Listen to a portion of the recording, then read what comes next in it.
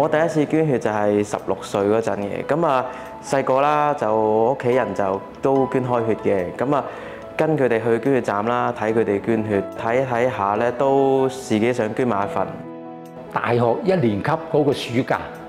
咁我就係做緊暑期工，咁個流動捐血隊嚟到政府合署啦，咁我就因利乘便咧就捐咗第一次血嘅。喺第二次咧就喺個捐血站咧就遇到我中學嗰個校長啊，佢講俾我聽咧，佢已經捐血超過50次啊，咁我對呢位校長咧係非常之敬重，咁我就從此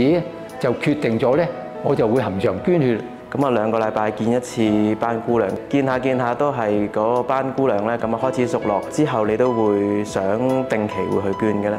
施比受有福啊！咁我有咁健康嘅身體，花少少嘅時間，你已經幫咗人，可以挽救到生命，咁你係咪即係自己嗰個生命更有價值呢？我哋做公務員返工嘅時候係服務市民啦，咁收工之後可能有啲同事會去做義工啦，捐血都係一個好好嘅活動去幫到市民嘅。我自己身為公務員呢，我亦都好想做一個模範，希望呢更多人注重去服務市民啦咁。試下第一次捐血先啦，試過第一次之後呢，定期去捐血其實唔難嘅。去踏出第一步先，咁你捐完呢，我相信冇幾耐呢，你自己都覺得恆常捐血係好有意義嘅。